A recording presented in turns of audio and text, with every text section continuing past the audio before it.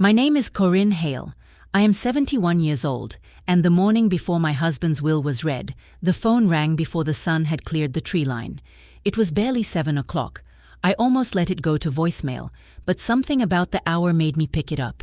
The voice on the other end was careful, deliberate, the kind of voice people use when they're about to hand you something heavy and don't want to drop it.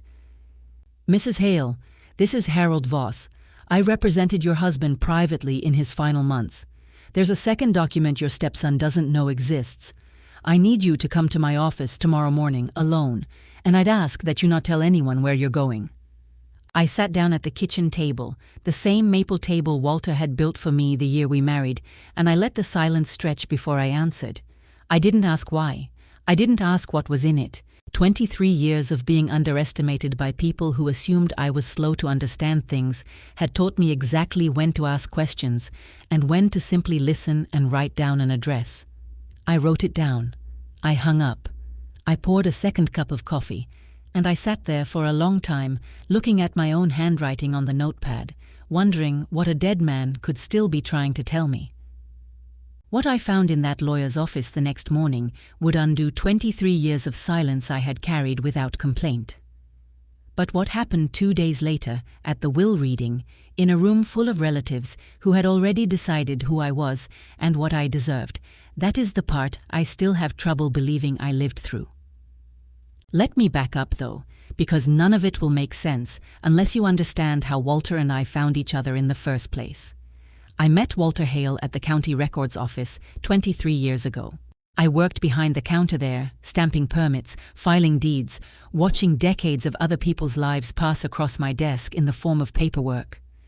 He came in that afternoon in work boots, sawdust still clinging to his collar, smelling like fresh-cut lumber and truck stop coffee.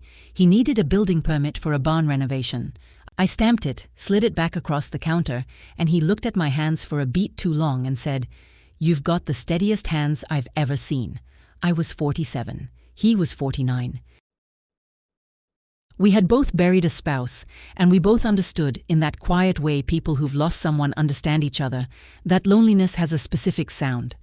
It's the click of a deadbolt at night, locking a door behind which no one else is waiting. We married at the courthouse 4 months later. No caterer, no guest list, no cake with our names piped in frosting. Just the two of us, a justice of the peace, and a decision neither of us wanted to overthink. Walter had spent his whole life as a building contractor. Houses, barns, additions, foundations poured for neighbors who could barely afford lumber, let alone a professional crew. When we moved onto the farmhouse property out on Route 12, 38 acres he'd bought years earlier and rebuilt with his own hands, he spent our first anniversary building me a kitchen table out of a maple tree that had come down in a windstorm the year before. He sanded it for the better part of a month until the surface felt like riverstone under my palm, and underneath, where no one would ever see it unless they went looking, he carved our initials. That table held 23 years of our life, every dinner, every argument about the thermostat, the night he proposed with a ring, resized from his late mother's hand, the morning I signed papers that saved us both, though that part comes later. For now, all you need to understand is that Walter and I built something quiet. No audience, no performance, just coffee on the porch and a love that didn't need anyone else to validate it. There was one thing Walter asked me to promise him, though. One secret I carried for 19 years, through every holiday his children spent looking past me like I was part of the furniture. I kept that promise even when it cost me almost everything. Walter had 2 children from his first marriage. Marcus, 45, followed his father into contracting, though he never inherited Walter's discipline. He drove a truck he couldn't afford, lived in a house that stretched his finances thin, and every few months he'd sit at that same kitchen table, Walter's table, and say some version of, "Dad, I just need a loan. 6 months, tops, you know I'm good for it." He said it 11 times over the years that I counted. He was never good for it.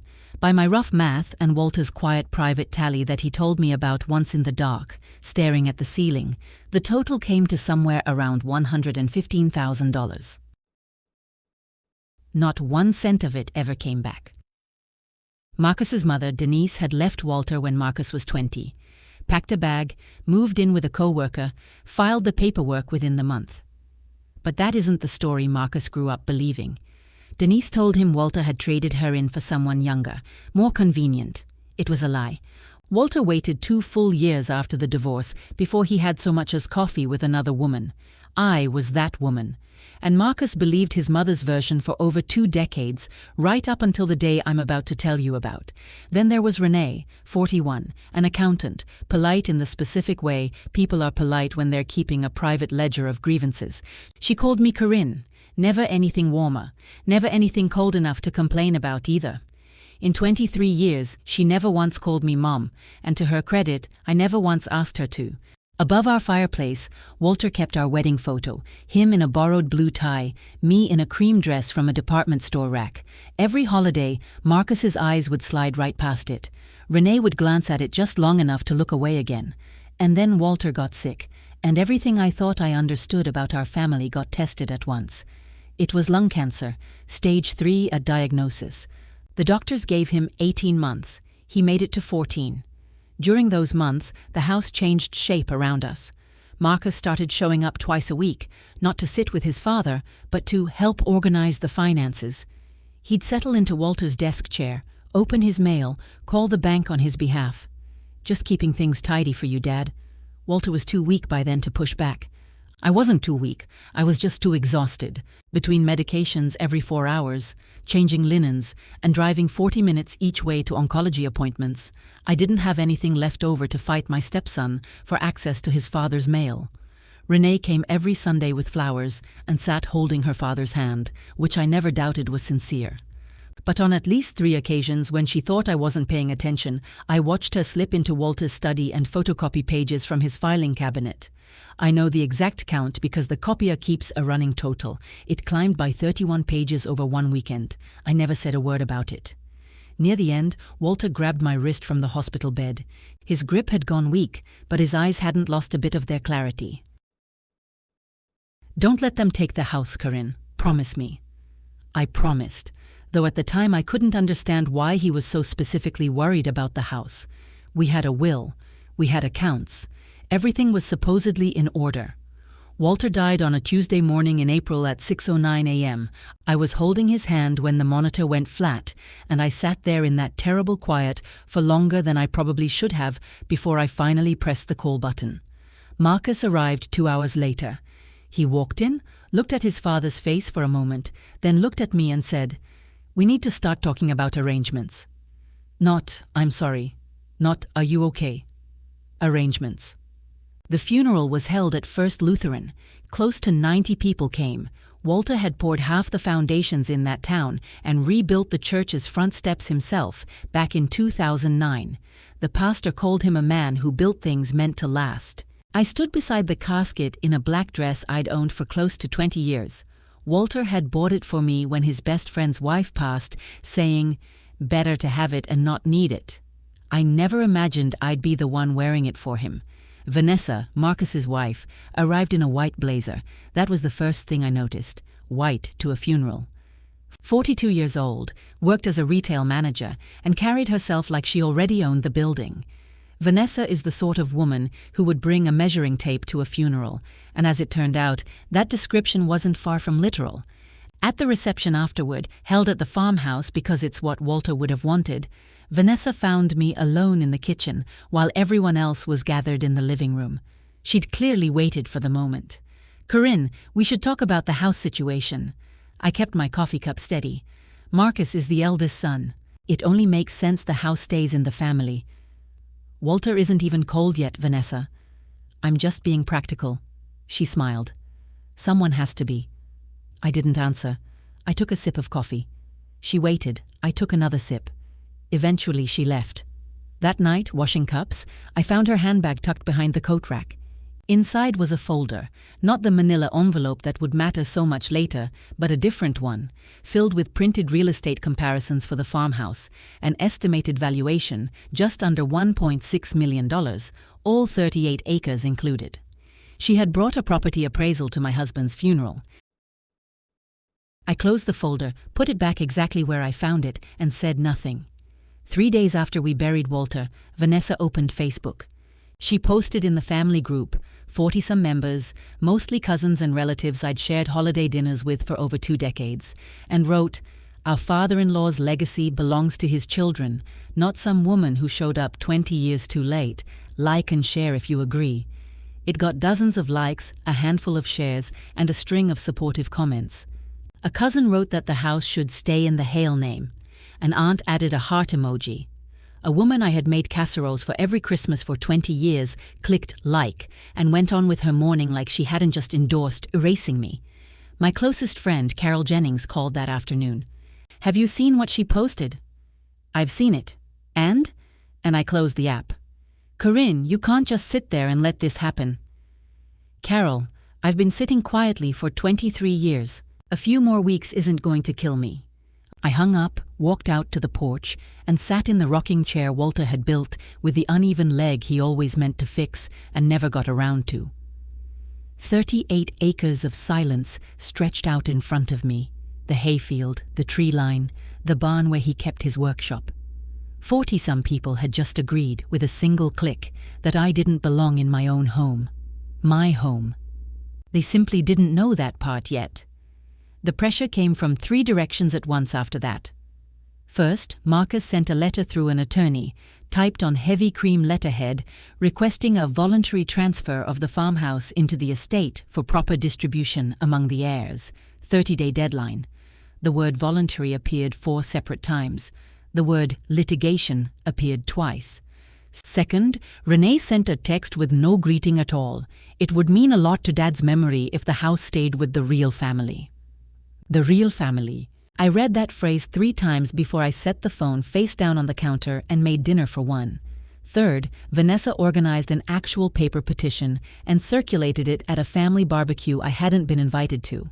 We, the undersigned, support Marcus Hale's rightful claim to the family home at Route 12. 19 signatures within a week. She photographed the signed pages and posted them online with the caption, "The family has spoken." A neighbor called me that Wednesday. "I heard you're being pushed out, Corinne. I'm so sorry." The whole town knew by then. Vanessa had made certain of it. That night, I sat at the maple table and ran my fingers along the grain the way I sometimes did without thinking. Walter had built this from a tree that fell in a storm, sanded it for weeks until it felt smooth as riverstone. Every scratch and coffee ring was a small monument to a year of our life together. The pencil mark from when he sketched out the barn renovation, the faint ring where his mug always sat. 23 years of meals and arguments and quiet mornings lived in that surface, and they wanted to sell it along with the house. Then, on a Tuesday afternoon, my phone rang, and everything I had carried in silence for 19 years began to crack open. "Mrs. Hale, my name is Harold Voss. I was your husband's private attorney." I straightened in my chair. Walter's attorney was Craig Talbot, the man who had drawn up our will 8 years earlier. I had never heard the name Harold Voss in my life. "Private attorney?" "Your husband came to see me 8 months ago, alone. He made 4 separate visits over the following weeks. What he prepared, Mrs. Hale, there's a second document. Your stepson has no idea it exists." My hand didn't shake as I held the phone. 28 years of stamping deeds and filing property records had trained my hands not to shake for anyone. "Come to my office tomorrow morning at 9, he said. "And Mrs. Hale, please don't tell anyone where you're going." I wrote the address on the same notepad from the morning before. 3rd floor, a small office above the hardware store downtown. I drove there before sunrise, the parking lot empty, the staircase narrow and steep. Harold Voss turned out to be a man of about 60, grey-bearded, reading glasses hanging from a chain around his neck. He stood, shook my hand, and before he showed me anything, he said, "I want you to understand something first. Your husband spent 4 full sessions with me planning this. He wanted you protected." He set a thick manila envelope on the desk between us, sealed with Walter's initials in blue ink. Inside were 3 things: a property deed, a codicil to the will, and a sealed letter meant to be opened aloud at the will reading in front of everyone.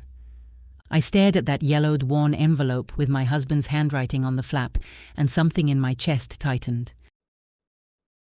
If you've ever been called an outsider inside your own family, If you've ever watched dozens of people online agree, with the click of a button, that you don't belong, you know exactly what I felt sitting in that chair.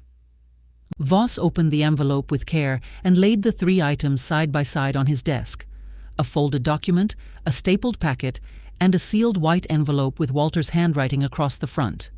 He picked up the folded document first. "Let's start here." He unfolded it. A property deed, county seal, recording stamp, full legal description. I had filed thousands of these across my career. I could read one faster than most attorneys.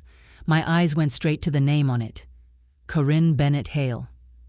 "Mrs. Hale," Voss said, "the farmhouse and the 38 acres on Route 12 are titled solely in your name.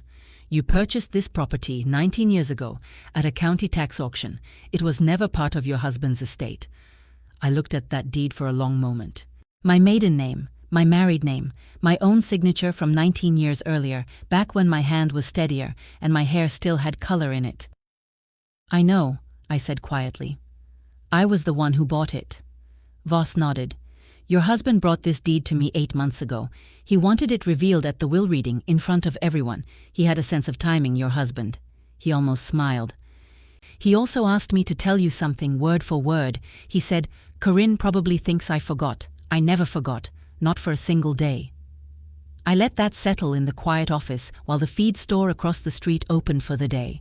Let me take you back 19 years, because none of what happened at the will reading makes sense without it. Walter was 54 then, I was 52, and we had been married 5 years, new enough that I still ironed his work shirts without being asked. His business partner at the time, a man named Russell Combs, had spent nearly 2 years quietly skimming from client invoices. By the time an accountant untangled the mess, Walter was roughly $300,000 in debt. The bank called the note on the farmhouse. A foreclosure auction was scheduled for 60 days out. I remember Walter sitting at this very kitchen table, holding the notice in both hands, not crying, not raising his voice, just sitting perfectly still, like a man watching his house burn slowly from the inside. I went to the bank myself the next day, alone. I had $172,000 saved, 28 years of steady county clerk wages, a modest life insurance payout from my first husband. No debt, no extravagance, just a woman who had always set aside 10% of every paycheck before paying for anything else. The auction happened on a Wednesday. 3 other bidders showed up. I won at $172,000, every dollar to my name. Financial distress tends to push prices below market value. I filed the deed myself, under my own name, and because I had spent nearly 3 decades learning exactly how public records work, I knew how to file it so it wouldn't surface in a casual title search. Walter cried that night, the only time I ever saw it. Standing at the kitchen counter, shoulders shaking, he said, "Don't tell the kids, please. If they find out I lost everything, they'll never look at me the same way again." So I didn't tell them, not Marcus, not Renee, not a single soul. I bought the house, filed the paperwork quietly, and let Walter keep being the man his children had always believed him to be. That was the promise. I kept it for 19 years. Back in Voss's office, he picked up the stapled packet next. "This is the codicil, a legal amendment to the will, fully binding. Your husband signed it 8 months before he passed, 4 months before the illness confined him to bed. 2 independent witnesses, Dr. Ellis Barrow, his physician, and Pete Marsh, a friend of 40 years, both willing to testify to his mental capacity at the time." I nodded. Walter had still been sharp then, walking, driving, finishing crossword puzzles in ink. Voss read the key clause slowly. "Any beneficiary who, within 6 months of my passing, harasses, threatens, files suit against, or attempts to seize property or assets belonging to my wife, Corinne Hale, forfeits their entire share of this estate. That forfeited share shall be redirected into irrevocable education trusts for my grandchildren, with Corinne Hale serving as sole trustee." I sat with that for a moment. He wrote a morality clause. "An in terrorem provision," Voss confirmed, "fully legal in this state, and your grandchildren are protected regardless of anything else, $50,000 each, already funded outright, no strings attached. Walter, even from the grave, still building something. Not a house this time, a wall between his children's greed and the woman he loved. He knew, I said softly. He knew exactly what they'd try to do. Voss took off his glasses, cleaned them on his sleeve, put them back on. He told me something during our second meeting, Mrs. Hale. He said, "I hope I'm wrong about my kids, but I'm not wrong, and Corinne deserves better than hope." "What's in the sealed letter?" I asked. "That opens at the reading." His instructions were very specific on that point. I drove home with the manila envelope tucked in my bag, right beside my wallet and a travel pack of tissues I hadn't needed yet. I pulled into the driveway and found Marcus's truck parked out front, next to an unmarked white van. A stranger stood on my porch with a tape measure. I parked, climbed the steps. "Can I help you?" Marcus came around from the side yard, a contractor buddy trailing behind him. "Hey, Corinne, just taking some measurements, planning purposes." Planning purposes. He was measuring my house. A house his name had never once appeared on, not for a single day of its existence. Planning for what exactly? Vanessa appeared in the doorway. She'd let herself in, holding a fabric swatch up against my living room curtains. "Oh, Corinne, we were just brainstorming a little, for when we settle in." She was choosing curtains for my house, standing in a doorway I had paid for with nearly 3 decades of careful saving. "The kettle will be ready in 4 minutes," I said. "Would you like tea?" Vanessa blinked. "No, we're fine. Suit yourself." I walked past her, past Marcus, past the man with the tape measure. I filled the kettle, set it on the stove, and sat down at the table. The manila envelope was zipped safely inside my bag, hanging on the chair beside me, barely a foot from the exact spot where Walter had carved our initials into the wood. Everything they wanted was sitting right there in the room with them, and they had no idea. I poured my tea and drank it slowly. Vanessa, for the record, has terrible taste in curtains. Mauve florals in a farmhouse. Walter would have set them on fire. 4 days before the will reading, Marcus called a family meeting at my house without asking me first. I came home from the grocery store to find 8 people gathered in my kitchen: Marcus and Vanessa, Renee and her husband Sanjay, a cousin named Gordon, an aunt named Paulette, and 2 more relatives I mostly saw at holidays. Marcus stood at the head of the table, Walter's table, like he was chairing a board meeting. "I think we all agree Dad would have wanted the house to stay in the family," he began. "Corinne's been here a long time, and we appreciate that, but she could find a nice condo in town. Something more manageable." Vanessa jumped in immediately. "You've had a good run here, Corinne, 20-some years on the family property. Maybe it's time to let the real family take it from here." She glanced around for support. Gordon nodded. Paulette murmured agreement. Then Vanessa said it out loud, standing in my kitchen, leaning against the counter I scrubbed every single morning. "Our father-in-law's legacy belongs to his children, not some woman who showed up 20 years too late." I sipped my tea and looked around the room, one face at a time. Gordon, whom I had personally driven to the hospital when his wife had hip surgery. Paulette, for whom I had cooked Thanksgiving dinner 11 years running. The 2 cousins whose names I'd written on Christmas cards for 2 decades. 8 people sitting on chairs around a table my husband had built with his own hands, telling me I didn't belong in it. I set my cup down. "The will reading is in a few days. I think we should wait for that." Marcus frowned. "There's nothing in the will that's going to change this, Corinne." I stood, carried my cup to the sink, rinsed it, dried my hands. "We'll see." After they all left, filing out like they'd accomplished something meaningful, I stood alone in the quiet kitchen. It was the specific kind of silence that only settles in after people have said far more than they should have. I walked out the back, past the garden Walter planted every spring without fail, into the barn where his workshop still smelled faintly of sawdust. His tools still hung on the pegboard exactly the way he liked them, wrenches by size, screwdrivers by head. Voss had told me, "Your husband said you'd find it in the 3rd drawer of the workbench, behind the sandpaper." I pulled the drawer open, pushed the sandpaper aside, and there it was. A small cedar box, no bigger than a shoebox, sanded so smooth it practically glowed. I recognized his dovetail joints immediately. It was unmistakably his handiwork. The smell of cedar hit me first, sharp and clean, like opening a window in the dead of winter. Inside were 2 wedding rings, his and mine. I had wondered, quietly, what had happened to his after the hospital. He must have handed it to Voss weeks before the end. There was also a photograph, the two of us at the county records office, 19 years earlier, the day I filed the deed. He must have brought a disposable camera without telling me. I was bent over the counter signing my name. He stood behind me, grinning like he'd just gotten away with something wonderful, and a note written in his blocky, uneven builder's hand. You saved this family once, now I'm saving you. W. I sat down on the workshop stool and read that note 3 more times before I closed the lid. Then I made a decision. Thursday couldn't come fast enough. The day before the reading, Renee came by alone. No Marcus, no lawyer, just her, sitting at the kitchen table with a cup of coffee she never touched. Corinne, I don't want this to turn ugly. Neither do I. But the house, Dad built it with his own hands. It means something to us. I looked at her. She had Walter's eyes, brown, steady, faintly sad even mid-smile. His hands, too, small for a man's, oddly large for a woman's, an accountant's hands now, but shaped for tools. It means something to me too, Renee, more than you know. She stirred her coffee without drinking it.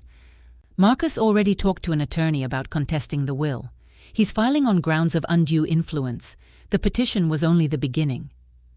I know. I'm trying to be fair here, Corinne. I'm trying to find some middle ground. For a moment, I almost told her everything right then. I almost said, Renee, I own this house. I've owned it for 19 years. Your father went bankrupt and I bought it back with every dollar I had, and I never told you because he begged me not to, because he was too proud to let his children watch him fail. I didn't say it. Walter had asked me not to, and some promises you keep even when keeping them costs you dearly. The will reading is tomorrow, I said instead. Let's wait for that. She stood to leave, paused at the door. For what it's worth, I wish things were different. So do I, Renee. So do I.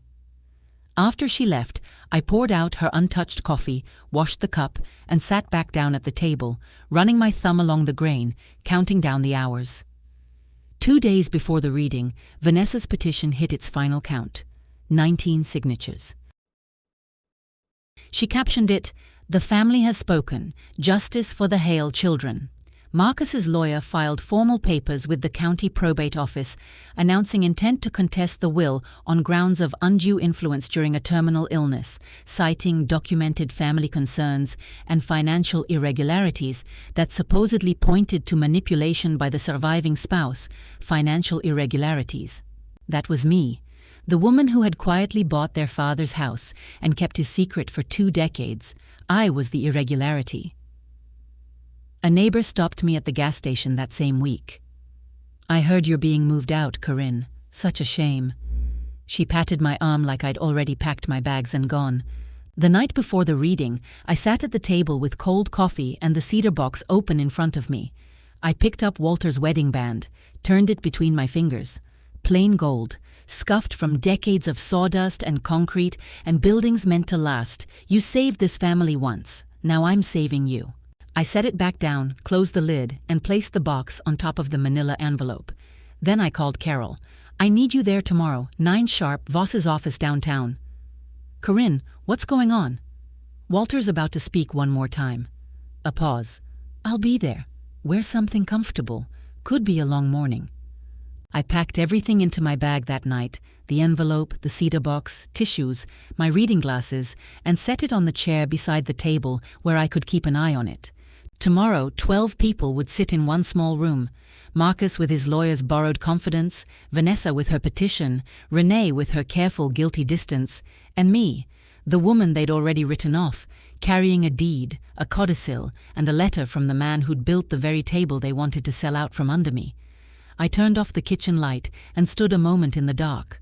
The table was just a shadow, the cedar box perched on top of it like a small monument. "Good night, Walter," I said. The house never answers, of course. It never has. But I swear the floorboards settled that night the same way they always did when he used to walk to bed. Thursday morning, 9 o'clock sharp. I dressed with care, Walter's favorite blouse, the blue one with pearl buttons he always said made me look like a senator, the pearl earrings from our 20th anniversary, plain slacks, comfortable shoes. I wasn't dressing for a fight. I was dressing to finish the last thing my husband had ever asked of me. Voss's conference room was small, 1 long table, a dozen chairs, a water pitcher, a window that didn't open. It smelled faintly of old carpet and fresh coffee. They were already seated when I walked in. Marcus in a navy suit with his tie loosened. Vanessa beside him in red, tapping her nails against the table. Renee in grey, hands folded, eyes down. Sanjay beside her, neutral as ever. Cousin Gordon, Aunt Paulette, and 2 more relatives whose names I mostly remembered from addressing their holiday cards for years. Marcus had clearly brought extra witnesses on purpose. Carol waited for me in the hallway and squeezed my arm. "Ready?" "I've been ready for 19 years. We walked in together. I sat at the far end of the table, Carol beside me, the manila envelope in my bag on my lap. 12 people crammed into that small room, the air thick with cologne and nerves. Vanessa leaned over and whispered something to Gordon. I caught the word quick.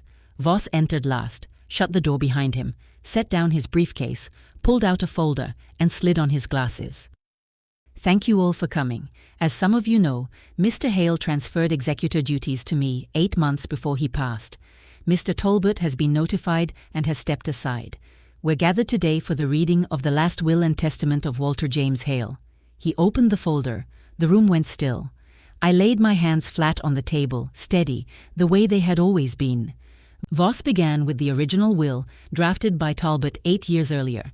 Standard language, executor named, debts and funeral costs settled first, then the distribution.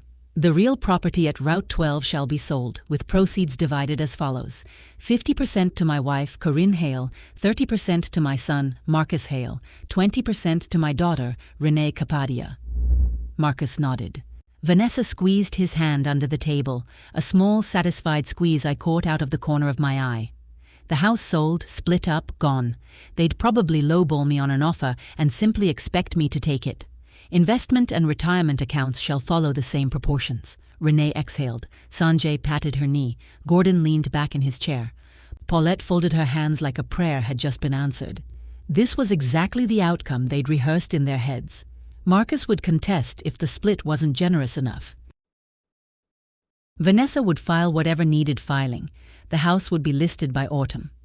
Voss set the page down, paused. 3 seconds, maybe 4. But I felt that pause move through the room like a draft slipping in through an open window. Gordon stopped leaning back. Paulette's folded hands came apart. Vanessa's fingers went still on the table. Voss looked up over his glasses. However, there is an addendum, a codicil filed separately, 8 months prior to Mr. Hale's passing, executed before independent counsel, witnessed independently. Silence. Marcus leaned forward. An addendum? What addendum? Talbot never said anything about— "This wasn't prepared by Mr. Talbot," Voss said evenly. "Your father retained me independently for this specific purpose." He reached into his briefcase and set the second document on the table. "Shall I continue?" No one said no. He unfolded the 2 heavy pages. Walter's signature sat at the bottom in that same blocky hand that used to write notes on lumber and sign birthday cards and carve initials under a table. "Codicil to the last will and testament of Walter James Hale," Voss read. "Dated 8 months prior to his passing, 4 months before his illness confined him to bed. Witnesses: Dr. Ellis Barrow, personal physician, Pete Marsh, lifelong friend, both present at signing.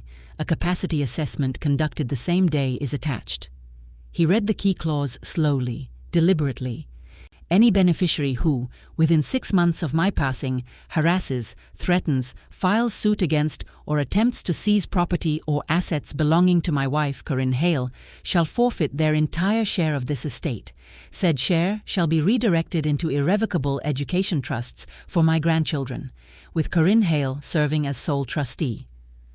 The room didn't so much as creak. "What does that mean, exactly?" Marcus asked. Voss set his glasses on the table, looked at him directly. "It means that if any beneficiary has engaged in the described conduct, harassment, threats, attempts to seize property, their share is forfeited outright. The funds move into education trusts for your children, managed by Mrs. Hale." Vanessa's voice cracked across the table. "That can't be legal. He was dying. He wasn't in his right mind." "The codicil includes a capacity assessment signed by his physician on the date of execution," Voss replied, unbothered. Mr. Hale was lucid, ambulatory, and completed the cognitive evaluation without assistance. Vanessa opened her mouth, closed it, opened it again. "There's one more document," Voss said. She stood up so fast her chair scraped hard enough to make Paulette flinch. "This is insane. She manipulated him. This entire thing is a setup. She got to him while he was sick. Vanessa," Marcus said quietly. "No, we have a petition, 19 signatures. We have a lawyer ready to file. This codicil is exactly the kind of thing a manipulative Mrs. Hale," Voss cut in, still in that same even tone. "The petition, the formal filing your attorney submitted, the letter demanding a voluntary property transfer. These are precisely the behaviors described in the morality clause." The color drained out of Vanessa's face like someone had pulled a plug. Fast, visible, total. She sat back down. "Every public statement, every signed document, every legal filing your family has produced in the 3 weeks since Mr. Hale's passing falls squarely within the definition outlined in this codicil." Gordon stared at the floor. Paulette pulled her hands off the table entirely. The two cousins at the far end exchanged a look that said unmistakably, "We should not be in this room." Marcus sat frozen, arms crossed, jaw locked, refusing to look at anyone. I hadn't said a single word since sitting down. I didn't need to. Walter was speaking for me, 8 months in advance, from a desk in this very office, from the clear, deliberate mind of a man who loved me enough to build a wall between his children's greed and my future. "I'd advise everyone to stay seated," Voss said. "There's one more item." He reached into the envelope a final time and pulled out a single sheet, laying it flat. "The farmhouse and the 38 acres at Route 12, he said, "are titled solely to Corinne Bennett Hale." He let the name sit in the air. "Filed 19 years ago at a county tax auction, recorded with the county clerk's office. This property was never at any point part of Walter Hale's estate. I have spent my whole working life in quiet rooms full of paper, county offices, filing cabinets, the soft thud of a stamp coming down on a deed. I have never once heard a room go as silent as that conference room did in that moment. Not a breath, not a cough. 12 people turned to stone. Marcus spoke first, his voice cracking halfway through the sentence. That's not possible. Dad built that house." I looked at my stepson, 45 years old, his father's jaw, his mother's temper, sitting in a lawyer's office learning, for the very first time, that the house he had tried so hard to claim had never once belonged to him. "Your father built it," I said, my first words in almost 20 minutes. "And I saved it." "Saved it from what?" Vanessa snapped. I kept my eyes on Marcus. 19 years ago, your father's business partner stole from him. The bank called the loan on this house. We were 60 days from losing everything. The land, the house, all of it. I let that settle. I used every dollar I had, nearly 3 decades of savings, $172,000. I bought this house at auction because I loved your father, and I loved this home. My voice never wavered. He asked me to keep it quiet. He was proud. He didn't want his children to know he'd failed. The room shifted. I could feel it, like a tide changing direction mid-turn. Marcus stared at the deed, his hands flat on the table, visibly trembling now. "You paid all of it?" "Every penny I had in the world." Renee's voice came out barely above a whisper. "And you never said anything in 19 years? "Your father asked me not to. I kept my promise." Gordon pushed his chair back from the table. The same man who had signed the petition, who had typed "the house should stay in the family name" on Facebook. He looked at me like he was seeing me for the very first time. "We didn't know. Corinne, we had no idea." "No," I said. "You didn't." Paulette was crying quietly now, dabbing at her eyes with a tissue from her purse. The two cousins at the far end simply got up and left the room without a word. The door clicked shut behind them. Nobody called them back. Vanessa made one last attempt. "That doesn't change the will. The investment accounts. The morality clause applies to the entirety of the estate, Mrs. Hale," Voss said. "Not just the property. The house was never part of the estate to begin with, but the investment accounts were, and the clause has already been triggered." Vanessa's mouth opened, then closed. I watched the whole room quietly rearrange itself around me. Bodies shifting, chairs angling. Gordon turned toward me. Paulette finally faced me directly for the first time all morning. The remaining cousins looked at Marcus and Vanessa the way you look at two strangers arguing too loudly on a bus. 8 people had walked into this room fully expecting to take my home. Now none of them could look at each other. I didn't gloat, I didn't smile. I simply sat there and let the truth do exactly what truth does when you give it enough room to breathe. Voss reached for the final item, the sealed white envelope, Walter's handwriting across the front, to be read at the table. "One last piece," he said, breaking the seal.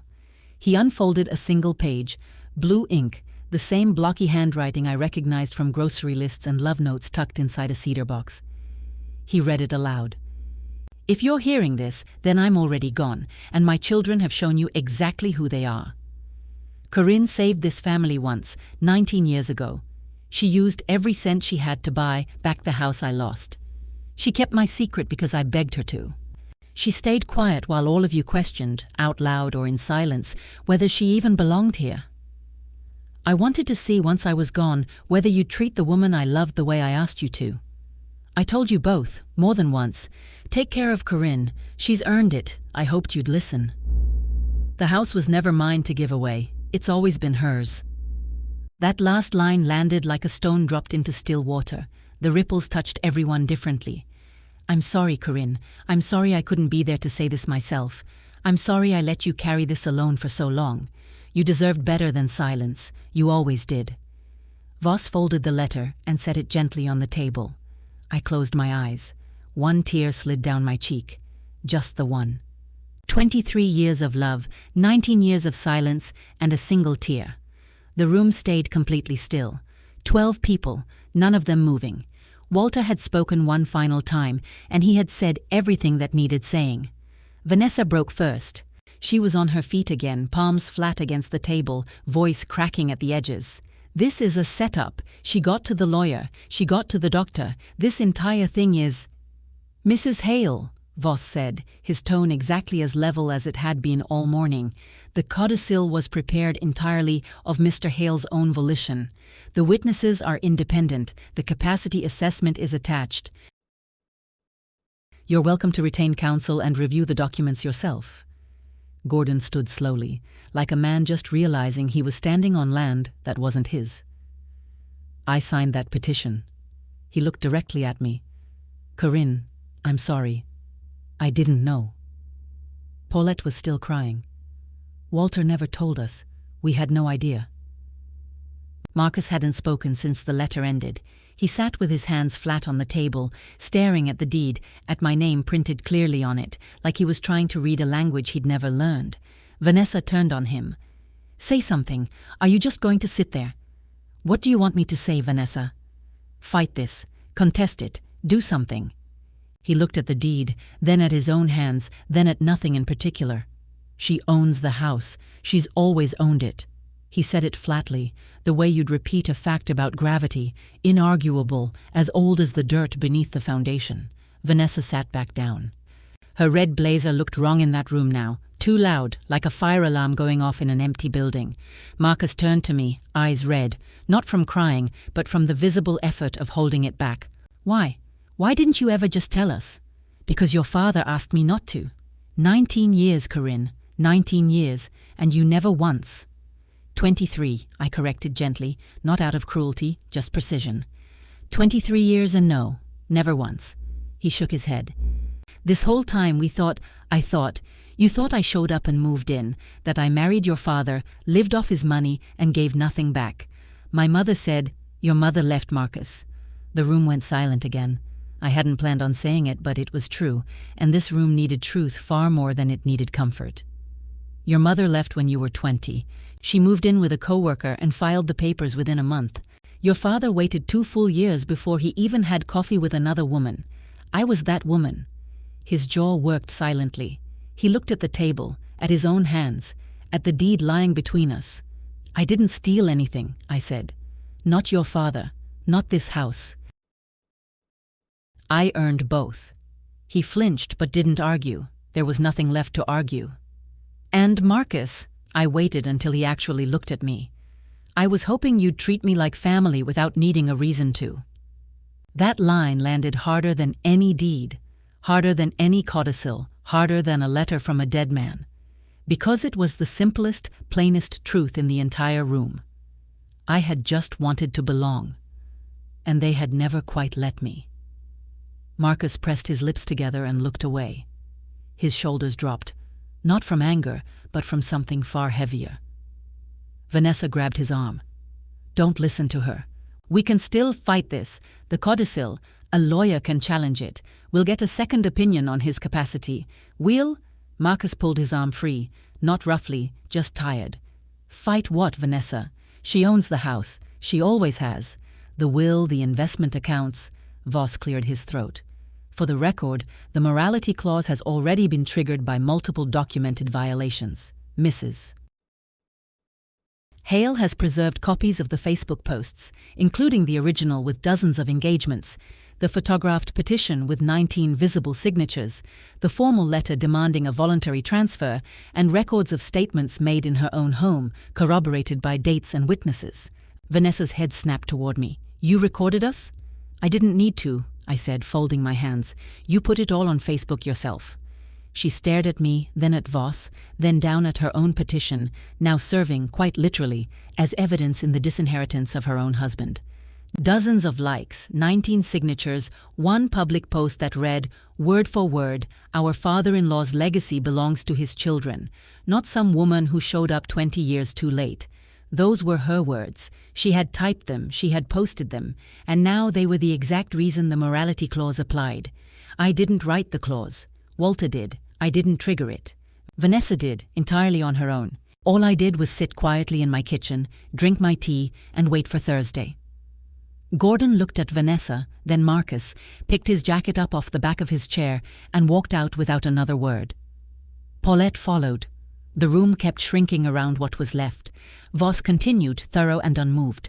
Per the morality clause, the shares originally allocated to Marcus Hale and Renee Kapadia from the investment and retirement accounts, totaling approximately $405,000, are hereby redirected into irrevocable education trusts for their children. Mrs. Hale serves as sole trustee until each beneficiary reaches the age of 25. Marcus stared at the table. "So we get nothing?" "Your children get everything," Voss said. "Mrs. Hale manages it on their behalf." "And the house?" "The house was never part of this estate, Mr. Hale. It belongs to your stepmother. It has belonged to her for 19 years. Renee's voice quiet and steady, the voice of a woman doing math in her head. She didn't want to finish. "That's what Dad would have wanted, isn't it? The trusts, the grandchildren. He didn't want to cut us out completely. He wanted to go around us." I looked at Renee, the first real eye contact we'd made since the reading started. She wasn't angry. She was sad, in the particular way that comes from finally recognizing a pattern, from seeing your father's reasoning clearly for the first time and realizing he was right to have doubted you. "He wanted your children to have a real chance," I said, "even if their parents hadn't quite earned it." From the back of her throat, Vanessa muttered, "This isn't over." Marcus stood, pushed his chair in, straightened the tie that had been loose the entire meeting. "Yes, it is, Vanessa. It's over." He walked out without looking back at me, at the deed, or at the letter, or at the envelope that had held every piece of it. I heard his truck start up in the lot below a minute later. The room emptied slowly after that. Vanessa left last among the relatives, coat under her arm, heels clicking fast down the hallway, the exact sound of a woman leaving a building she never should have walked into with such confidence in the first place. Sanjay touched Renee's shoulder. "I'll wait in the car." She nodded. He left. Voss gathered his papers, gave me a small nod, and stepped into his private office. The door clicked shut softly behind him. Renee and I were alone. She didn't speak right away. She sat looking at the deed, still lying there on the table beside Walter's letter. "Corinne, I photocopied those documents, Dad's financial papers, while he was in the hospital. I was going to use them to help contest the will." "I know." "He knew, didn't he? Dad knew what we were planning." "He hoped you wouldn't go through with it." She put her face in her hands, and her shoulders shook, quietly, without drama, the crying of a woman who has just been shown, in front of a room full of people, exactly who she chose to be and can't unknow it now. "I'm sorry. I'm so sorry." I reached into my bag, pulled out the cedar box, and set it on the table between us. I opened the lid. The rings, the photograph, the note. You saved this family once. Now I'm saving you. W. Renee read it and read it again, pressing her fingers against her mouth. He didn't write this to punish you, I said. He wrote it because he loved me enough to protect me, and he loved you enough to leave you a test he genuinely hoped you'd pass. And we failed it. The trust is still there, Renee, growing for your children. That's not failure. That's his love, redirected. She reached across the table, and her hand found mine, and she held on. A month later, Vanessa's Facebook post had vanished, deleted, or maybe reported enough times that the platform quietly removed it. The petition disappeared right along with it. 19 people suddenly couldn't remember signing anything at all. Gordon sent me a card. Paulette brought over a pie. The 2 cousins who'd walked out of the reading sent flowers with a note that simply said, "We should have asked." Marcus never called, not once. Carol told me she'd heard from someone at the hardware store that Vanessa was furious and that Marcus wasn't speaking to anyone. I didn't chase that particular thread. If Marcus ever wants to call, he knows the number. If he doesn't, that's a choice I've made my peace with. Renee called, though, every single Sunday. Sometimes she talked about her father, memories from before I ever knew him. Sometimes she asked about the house, about the garden, about the maple table, whether that wobbly leg on the porch rocker had ever finally gotten fixed. On the 4th Sunday, she called me something she hadn't called me in 23 years. She called me Mom. I didn't cry. I thanked her, set the phone down gently on the counter, and stood very still in the kitchen for a long time. The education trusts kept growing, a little over 200,000 on each side. Marcus's 2 children, Renee's daughter, college tuition, or a first home someday, or whatever they'll need at 25, when the world starts asking you to be an adult and you finally understand what that actually costs. I rehung our wedding photo above the mantel. Vanessa had turned it face down during one of her decorating visits, and I hadn't even bothered to notice until afterward. Walter in his borrowed blue tie, me in my cream department store dress, both of us 23 years younger, standing outside the county courthouse with no cake and no bridesmaids, just the 2 of us and a decision we never once regretted. It's still there now, face up, exactly where it belongs. Most mornings I sit at that maple table with a cup of coffee and the sunlight coming through the kitchen window. 38 acres of quiet stretched out around me, and 1 small cedar box sitting on the shelf above the stove. Walter understood his children better than they ever understood themselves. He didn't punish them, he gave them a test. They failed it. But the trusts keep growing, and Renee calls every Sunday now, and some Tuesdays she brings her daughter by to see the garden. I've thought a great deal since all this happened about what it actually means to be underestimated for most of your life. People assume things about a quiet woman. They assume she's slow or naive, or simply grateful to be included at all. What they never stop to consider is that quiet isn't the same thing as unaware. I spent 28 years filing other people's paperwork, watching quietly as families fought over property lines and inheritance, and who deserved what.